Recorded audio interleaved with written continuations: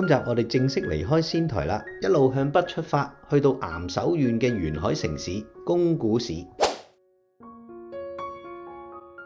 其實宮古市咧喺2011年嘅311大地震中係遭受到好毀滅性嘅海嘯襲擊嘅。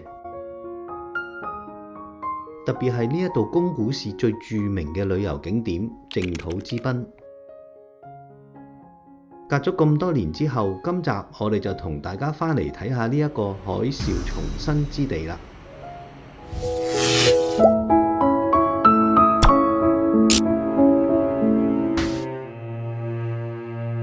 2011年3月11號星期五，當地嘅時間下晝2點46分，日本宮城縣牡鹿半島東南偏東130公里對出嘅西北太平洋海域發生咗一個巨震級嘅地震。當地嘅氣象廳測定為有成9.1級嘅，亦都係有紀錄以嚟日本發生最大規模嘅地震，跟住引發咗一場好巨大嘅海嘯，而海嘯嘅影響最為嚴重。呢一次嘅海嘯更引發咗一系列嘅災害，包括福島核電站嘅損毀，導致大規模嘅地方機能癱瘓同埋經濟活動停止。喺東北地區部分城市更遭受到毀滅性嘅破壞。今次嘅地震造成嘅經濟損失同埋人員嘅傷亡非常嚴重。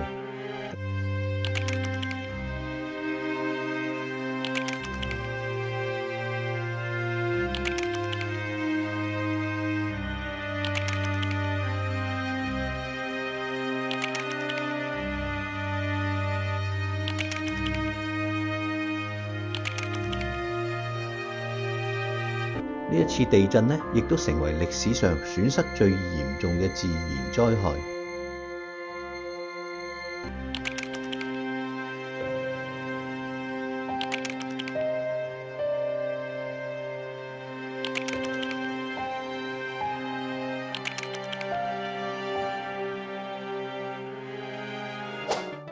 宮古市係位於日本岩手縣，亦都係岩手縣內面積最大嘅城市，亦都係本州最東端嘅城市。呢一度面向太平洋，擁有壯麗嘅海岸線同埋豐富嘅漁業資源。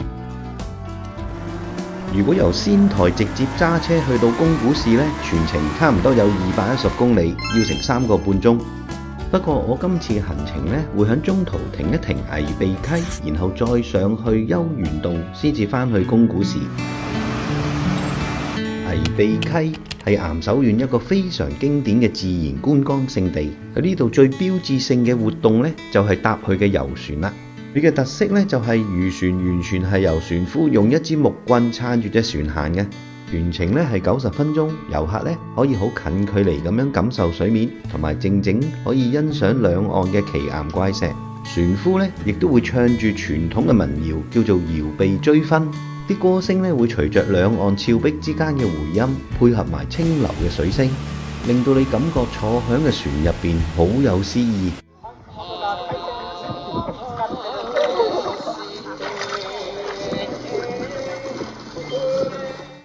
遊完船河，記得行埋佢哋嘅手信店啊，都有好多呢度嘅特色產品。如果大家要坐呢一隻觀光船一定要留意返佢嘅出發時間。最早嘅出發時間就係上晝8點半，而下晝4點之後就冇㗎喇。危鼻溪呢一個地方咁優美嘅環境，我相信你喺唔同季節嚟都有唔同嘅感受嘅。之後離開危鼻溪，揸幾個字車就嚟到呢一度啦。終於都嚟到啦，叫做幽玄洞。大家可能覺得鐘乳洞個個都係咁上下，但係呢一個唔簡單嘅，佢係日本最古老嘅鐘乳洞之一。入場費大人每位就要收1100 yen。點解佢係最古老嘅洞穴之一呢？因為佢有足夠3億年嘅歷史。3億年前呢度仲係海底嘅時候，地球連恐龍都未出現。行入去就好似穿越咗去遠古嘅時代咁樣。喺間屋仔呢度就係個洞穴入口啦。每一次行呢啲都有一種好神秘嘅感覺。原來過咗間屋仔，仲要經過2道門先至真正去到個入口。一開始慢慢咁樣行入去洞穴入邊，你會感覺到成個世界都靜晒，連空氣都感覺清涼咗好多。沿途呢，你會開始見到有好多唔同形狀嘅鐘乳石，你開始感覺到呢，好似喺地面呢行落去地底嘅深處咁，因為條樓梯行落去都幾長下。終於行到去地底啦，可以行返平路啦。不過兩邊呢都俾岩石包圍住，好窄嘅條路。行下呢，你又感覺到呢，好似由地底又要行返上去地面，開始向上行樓梯啦。其實喺洞入邊呢，大家一定要眼利一啲。你會見到一啲海百合同埋三葉蟲嘅化石，佢哋唔係植物嚟嘅，係一種海洋生物。最神奇嘅就喺3億年前，呢度根本唔係陸地，而係一片嘅深海。呢一啲一餅餅好似螺絲帽或者係好似古錢咁嘅紋理，就係海百合嘅化石碎塊。喺呢度你就見證到呢度曾經係汪洋大海嘅歷史啦。除咗地質化石之外呢，洞入邊仲有一個好有特色嘅景點，例如呢一個呢叫做靜雲之泉。啲地下水呢喺呢一個幽靜嘅地底世界裏邊慢慢咁樣滲出，然後用咗好漫長嘅時間聚集埋一齊，而形成咗呢一個叫做靜雲之泉，感覺真係好神奇啊！沿途一路你會見到有唔同種類嘅石柱，行下仲會見到呢一個好得意嘅地質標誌，寫住侵蝕之痕跡。呢一個凹位呢唔係人工掘出嚟嘅，而係幾億年前水流長期沖刷侵蝕出嚟嘅痕跡。其實行緊嗰陣時呢，真係要好小心，因為有部分嘅地段嘅照明呢都唔係好足夠，同埋洞穴入邊呢經常都有滴水。好彩有好多地方呢，佢哋都整到一啲膠板去隔住啲滴水。嚟到呢一度呢，個岩壁好特別嘅，一嚿嚿岩石好似懸掛咗喺半空咁，所以呢度佢哋就叫做飛天之壁啦。最後呢一個好精緻嘅天然景觀呢，叫做石橋，佢係經過長時間嘅水流侵蝕同埋地質嘅變化，而形成一條好似石做嘅拱橋咁樣。行完之後，佢有一個好細嘅角落頭，放置咗一啲精緻嘅瓷器售賣。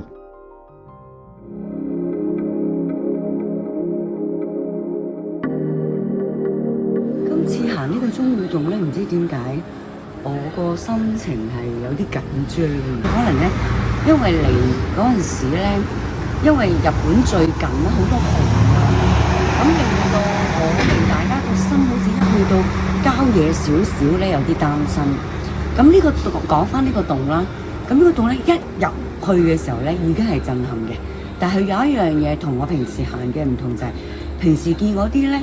係一幅幅咁，我成日都講好似啲布咁，但係其實佢已經係變咗石㗎啦嘛。但係呢度唔係，呢度咧佢因為佢一入去咧，佢有解釋嘅。呢個係3億5千萬年前已經係有㗎呢個洞。我發現入邊嗰啲鐘乳石咧，佢係變成一粒嘅，就同我平時睇嗰啲咧，多數一幅幅啦，或者好尖嗰啲肉咧。上下交替成為一條柱嗰啲呢，佢就冇嘅。個時間我又唔覺得佢好短，亦都唔係好長。不過有一樣嘢佢又係好好嘅，佢特別做咗好多嗰啲好似防風板呢頂住個頂，因為佢滴水多啊呢度，咁就保護我哋個頭嘅。咁佢個保護性都好高。同埋我睇到佢哋做嘅設施呢，嗰啲樓梯呢，係用咗好多心機去。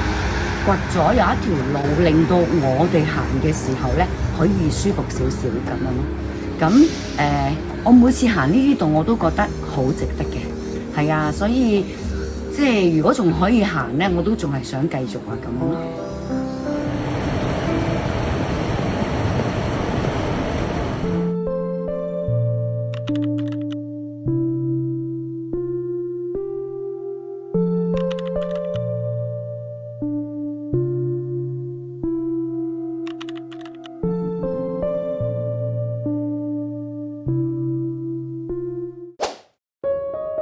終於到達宮古市啦！今次呢，我哋會喺呢一間酒店住3晚。房間呢，就因為冇沐浴設施嘅，所以呢就比較寬敞。攞咗房之後，我哋就想食回轉壽司，我哋就喺 Google Map 入邊就揾到呢一間。喺啲壽司嘅價錢呢，都好大眾化同埋親民。我哋響夜晚大概6點左右到埗，冇乜客人，所以呢，我哋2個人就可以坐一個大卡位啦。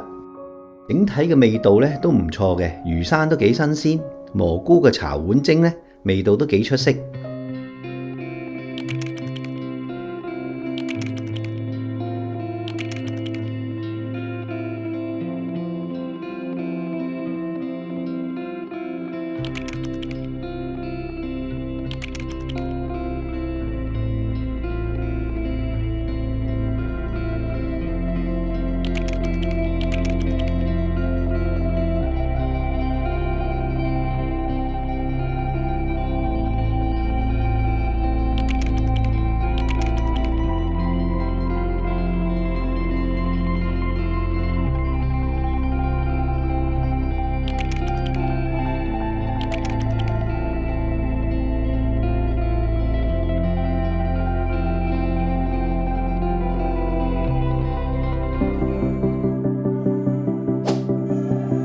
下一集我哋會去到宮古市嘅著名景點，就係呢一度啦，淨土之濱。